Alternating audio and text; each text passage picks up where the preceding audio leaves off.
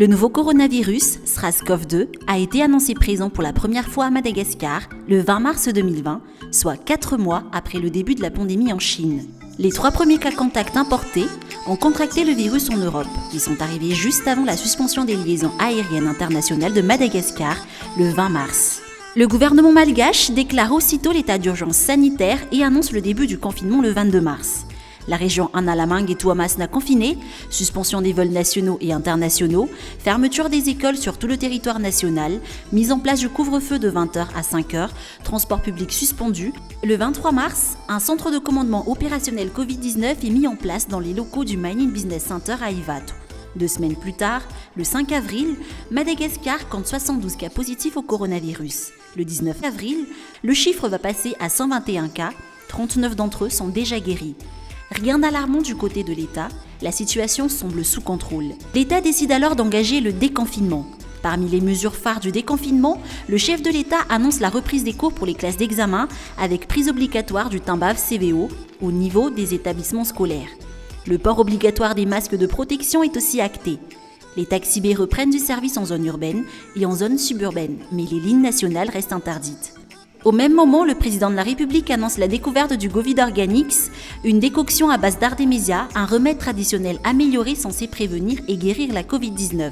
Le 20 avril, le président Radziwiłł procède au lancement officiel du Covid Organics dans les locaux de l'Institut médical de recherche appliquée, l'IMRA, sous le regard bienveillant du poster du fondateur de l'Institut, le professeur Albert Rakoutratimamang. Il promet une distribution gratuite aux familles malgaches, en priorité à celles qui se trouvent dans les zones confinées. Le 22 avril, la distribution du CVO est entamée au niveau des arrondissements d'Antananarivo.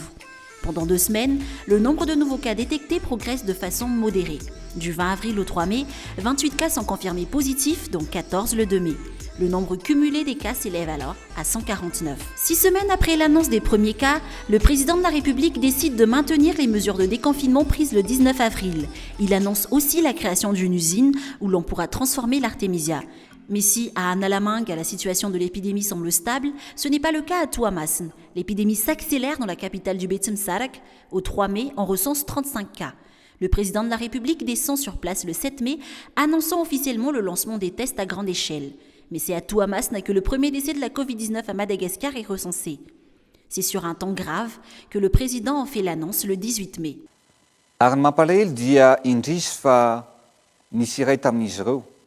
Izay efa taizana aretina diabeta sy areti-po no namoy ny ainy.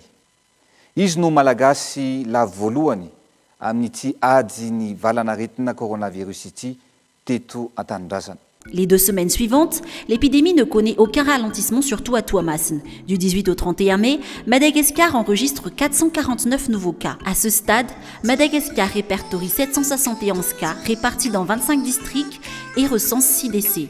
L'État décide de renforcer la lutte à Tuamasna. Le 26 mai, Radziwiłł revient dans la capitale de la région d'Antinanan, accompagné d'une trentaine de personnels de santé. Moins d'une semaine plus tard, ce sont 50 médecins militaires et infirmiers qui sont envoyés en renfort dans la région.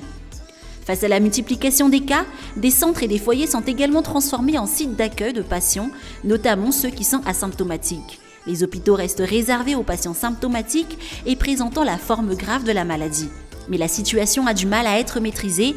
À la fin de la première quinzaine de juin, Madagascar recense au total 1272 cas confirmés positifs au coronavirus, dont 12 ont trouvé la mort. Entre-temps, le personnel soignant interpelle sur ses conditions de travail. Certains habitants de Tuamasna manifestent leur mécontentement face aux mesures de confinement. Et le secteur privé, étranglé par les mesures de confinement, réclame des mesures et des aides concrètes. Le 14 juin, le président de la République annonce le retour à la normale de la vie quotidienne dans tous les districts, sauf dans les zones durement frappées par la Covid-19. La région d'Analamang, les districts de Tuamasna 1 et 2 et ceux de Muramang et d'Analandrouf qui sont en déconfinement partiel. Sur le plan économique, il annonce l'élaboration d'un plan multisectoriel d'urgence ainsi que la mise en place d'un plan de construction et de reconstruction. Dans le registre des soins, il évoque la production du Covid Organics sous forme de gélules. Mais l'épidémie ne montre aucun signe de faiblesse ni de ralentissement. Du 15 au 30 juin, le nombre de nouveaux cas est de 942. À la fin du mois de juin, 2214 cas de coronavirus sont dépistés à Madagascar. Au début du mois de juillet, l'épidémie connaît une recrudescence sans précédent dans la capitale. Rien que la seule journée du 4 juillet, 209 cas sont dépistés en Tananarive. Un conseil des ministres d'urgence décrète le retour au confinement total pour la région d'Annalamangue. Les cas se multiplient, les hôpitaux sont bondés, le personnel de santé croule sous les cas à sauver. L'État doit revoir d'urgence sa stratégie. Un centre médical Covid-19 est installé à Ndoutapé-Naka pour accueillir les essais cliniques sur un protocole de traitement développé par des scientifiques malgaches, mais aussi pour faciliter l'accès des citoyens aux tests de coronavirus. Le CMC-19 se retrouve très vite débordé et les autorités décident de mettre à contribution des centres de santé de base pour les consultations puis pour les traitements. Patients asymptomatiques ou ayant des symptômes légers sont invités à se soigner chez eux. Un centre de traitement Covid-19 est mis en place au siège du CCO qui déménage au centre de conférence international d'Ivat. 2 autres centres de traitement sont prévus voir le jour au lycée technique professionnel d'Alarbi et au palais des sports de Mahamasna pour traiter les patients ayant des signes modérés de la maladie. Les hôpitaux sont désormais réservés aux seuls cas graves, mais les décès se multiplient.